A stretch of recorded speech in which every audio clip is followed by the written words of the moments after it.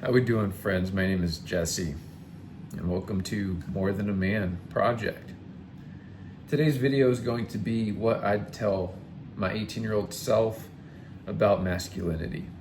I got a few notes off here to the side, so if you see me looking over, that's kind of what's going on. But if I could sit across from my 18-year-old self, there's so much I'd tell him about what it means to be a man, what I've come to realize what it means to be a man.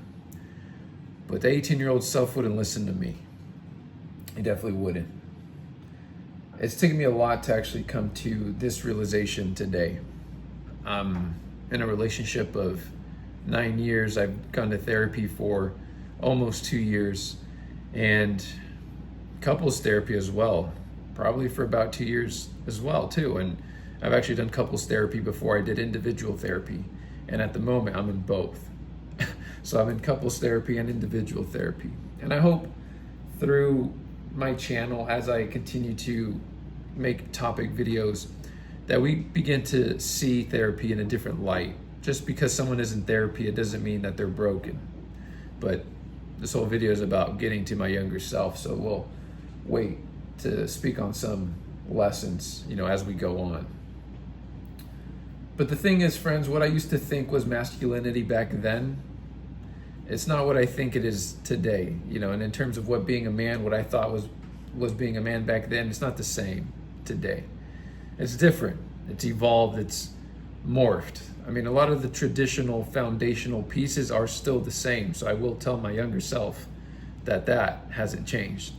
It's to be that and then more, as you guys will see.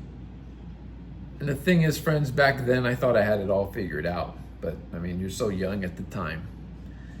And I thought I knew what it meant to be a man, and I did my best. But as time goes on, obviously you want to grow and change. And hopefully, like me in some ways, like you challenge yourself and others to not be the same version of yourself that you were decades ago. I guess it would help to let you guys know I am 30 years old now. And for me, I still feel like I'm in my upper 20s, but the reality is a month ago, I went from the age of 29 to 30. So for context, I'm now 30, and this is me speaking to my younger 18-year-old self. But friends, this next segment here that I want to get into, this is like the main chunk of this video. This is the lessons I wish I knew. I have a total of 3 of them, and we'll go through them one at a time. But this first lesson, friends, emotions, I wrote, aren't weakness. It's very simple, black and white. Back then, I would suppress my feelings. I wouldn't even be aware of it was the problem. I'd tell my younger self to not be afraid to feel. Emotions won't make you less of a man. They'll make you a fuller one. Emotions, friends, for the most part, I always thought were weakness. I thought suppression of emotion, not feeling anything, not showing your cards. I always felt like that was actual masculinity. And that, to me, is what actually I thought was being a man. Like, to be a man, it entailed you not feeling anything. Because if emotions take you out, you're not a man. And maybe some of you guys may resonate with some of this.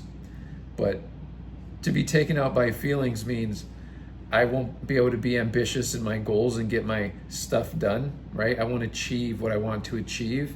And to be taken out by feelings, that's a feminine trait, right? Like, only women and girls are in their feelings, right? That on its own is something I learned to evolve and grow and recognize that as a human, we feel. And it doesn't mean that we're weak to feel. It doesn't mean a woman is weak because she's in her feelings. Those are things you have to come to realize over time. I now view emotion, right, to be emotional, to feel, be sensitive, in the same category as a strength, right? Because I've avoided this for so long. That is why it was a weakness, right? Not being able to feel anything, not being able to articulate how I'm feeling or express my emotions. I wasn't able to do that to the 10th degree. So obviously I was weak in that area. right? That's one facet of this. And another one, I thought it was weak to show emotion. So I garnered strength in a different way. I viewed strength in a different way. Now I view to be emotional, which is the one thing I'm not good at, which is a weakness, actually to be a strength, right? To actually be able to articulate my feelings, feel my feelings. And then, right, this is the key part, get my stuff done. Because just because you're emotional, just because you're sensitive, just because you're feeling, it doesn't mean you now can't get anything done. It doesn't mean you can't be ambitious. It doesn't mean you can't achieve great things. If anything, you're a more full man. Like, that is true masculinity, to be able to hold it all. Hold it for yourself, hold it for the women that you care about in your life, right? Being able to hold the feelings, the emotions, and also get your stuff done, right? Like, to be able to be a full man is how I view that now. So I would tell myself, my younger self, that emotions aren't weakness. To feel is actually a strength, because it's one thing you don't want to do, and one you're not good at, right? You struggle to articulate your feelings, even feel your feelings. And two, it takes more from you to feel your feelings and then also go and achieve great things, right? So that's like my first lesson. My second lesson, friends, that I would tell my younger self is success isn't everything, right? Chasing money, status, validation, it won't fix what's empty inside of you. Build yourself, not just your image, not just the exterior, right? We all want money, we all want status, we all want validation, as a man. And in that, we encompass all of that as success, right? To be successful, that is the goal. That is the end goal, right? If we don't have success in this life, what value do we provide to our families? What value do we provide as a man to society? Like, we need to prove ourselves. And I get that. I mean, part of me in the traditional, manosphere, however we want to word that, I kind of cringe at that. But like what we view as traditional masculinity, right, is a successful man, right? Someone who has the money, the validation, the status. I get it. I agree with those things. I still hold those cards close, but at the same time, you can't just strive for that and then neglect your feelings, right? Again, this goes back to what I was saying in the first lesson, which is you can do both, right? You don't have to sacrifice your feelings, your emotions to get successful, right? To get that money, status, validation. You don't. You can be a sensitive, emotional, an emotionally intelligent man, and then also be successful, right? It might be difficult to hold the space for both, but maybe during the workout, that's when you're just like beast mode, right? Like, I'm gonna get this workout done. Who cares what I feel like? I gotta lift this weight. Who cares what I feel like? I gotta eat this food, right, and count my macros. Like, who cares what I feel like? I gotta wake up at this time. I love all those things because I agree with that, and I do those personally. And at the same time, you can also feel your feelings and be sensitive, be emotional, be an emotionally strong and safe man. Now you're a complete person. That's when I brought up in a video, a short that I've done, when you think of the status, money, validation, success, you think of figures like Andrew Tate. It's a little wishy-washy, but Wes Watson's earlier videos, right? I get it. And Andrew Tate's earlier stuff as well, before all these allegations on both these guys.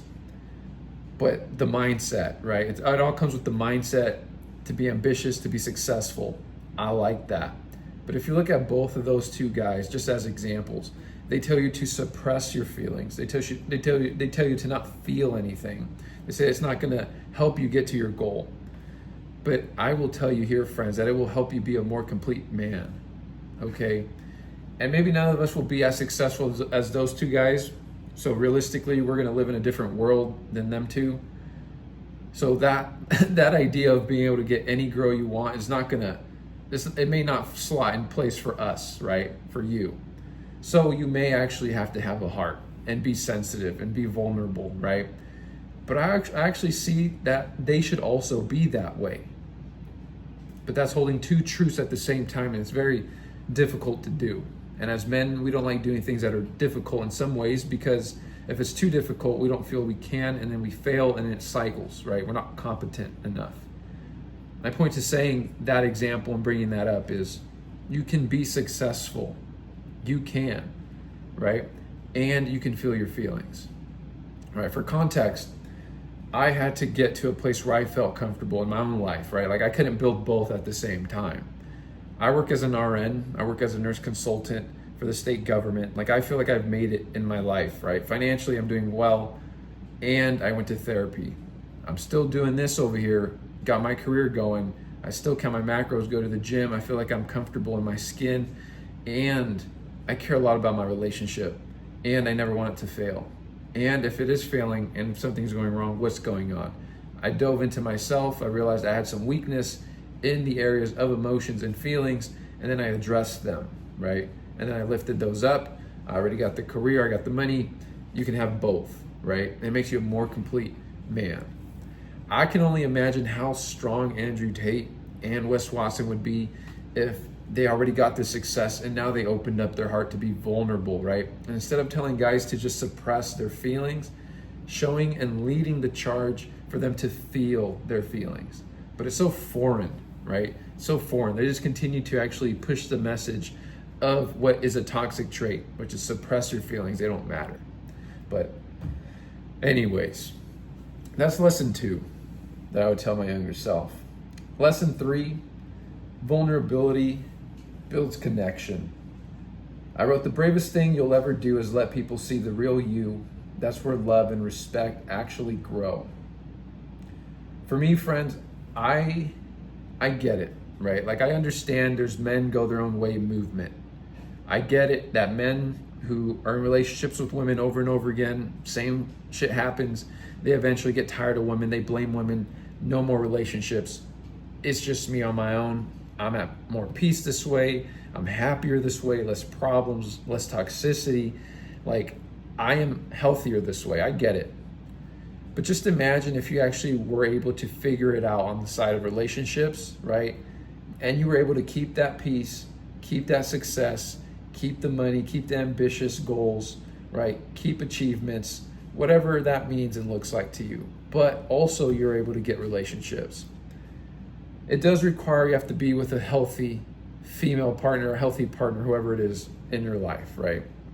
You can do all this work and then that person is still, it's a character flaw from their side of things. And there's not much you can do about it. You do got to walk away. But let's say you are the one who is the problem on the emotional side of things. You may not think it is, but let's say you don't think it's you, right? It's that other person. But if you haven't gone to therapy, you haven't worked on emotional intelligence to dive into articulating your feelings, feeling your feelings in full, right? Like crying, right? You should work on that before you give up completely.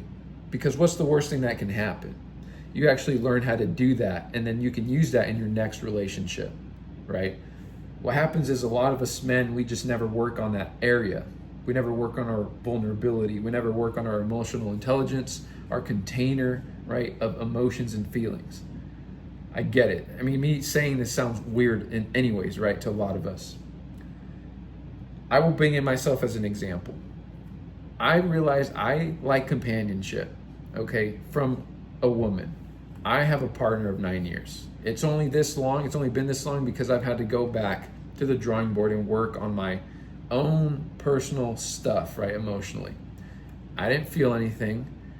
I couldn't articulate my feelings. I didn't feel emotions. Like I struggled a lot on that side of it because of suppression over the years, because what I was taught from my father, the patriarchy doesn't want guys to feel anything, right? They want us to suppress that shit and keep it down. But I went to therapy and I began to really chip away at this, right? To feel my feelings, become more articulate with my emotions. Like it all started coming together. And then guess what? So did my relationship. And that has helped me continue to keep my companionship that I've always wanted, right? I understand some men like it better to be alone, but just imagine if you still were able to keep a companion. The key to that, friends, is being vulnerable, right, with that woman or whoever it is in your life, and also being vulnerable to yourself. recognizing that you're not perfect the way you are. It's going to take work, okay? You built up the success. Now you know the success isn't everything, because there's another piece to this. It's going to be vulnerability. It's going to be squishy, warm. You're going to reject it. You're not going to like it. But it's emotional intelligence. It's feeling your feelings, right? Being able to express your emotions, things like that. Women actually do like men that are emotional, okay? Look at musicians, right? Super famous people. Like, musicians are so emotional, right? Especially the guys. Like, they write these songs, they sing them, right? They're showing emotion all the time. So they don't like that guy that I used to continue to be, which is like, now I'm going to suppress my feelings. I don't feel anything. I'm calloused. I'm a rock. Like, you can't get to me. You can't break me. They don't like that. And that is going to be conducive to you being alone and always bumping heads in a relationship. So at some point, friends, you're going to have to get over that one piece. And that's what I would tell my younger self, is that, yes, success is important, but it's not everything. As you gain success, don't forget and neglect the other side, right? Which is emotions, feelings. It's going to feel like you're going to reject it at first. But just recognize it's very important, okay? Because if you never fix this area, you're always going to have, as a man, you're always going to have relationship problems, okay? And then you can't point the finger at the other person. If you already got your money, your success, and you're emotionally intelligent, right? You're emotionally attuned to your own feelings, maybe then you can blame the other person. But if you haven't even worked on that part yet, you can't blame the other person, okay? It builds connection. Vulnerability builds connection. Anyways, friends, we can't go back and talk to our younger selves. Like, that's not possible. But we can start by being the men we needed back then. I know a lot of us, when we look back at our 18-year-old self, we see someone hopefully completely different than who we are today. But that's because you're so young, you don't know any better. It really took me a decade and 2 years to get to this place in my journey.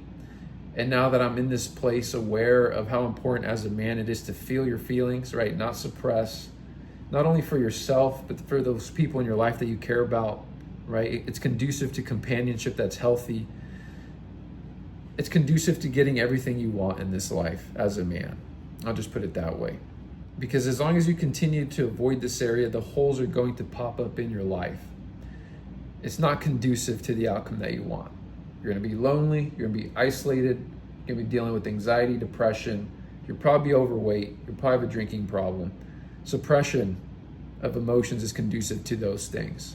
And sure, it's trauma, but as you dive into your trauma, you're actually getting closer and closer to your feelings, and probably closer and closer to crying.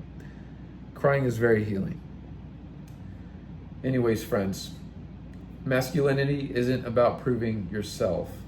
It's about being strong enough to feel, to grow, and to lead with your heart. Most importantly, though, strong enough to feel.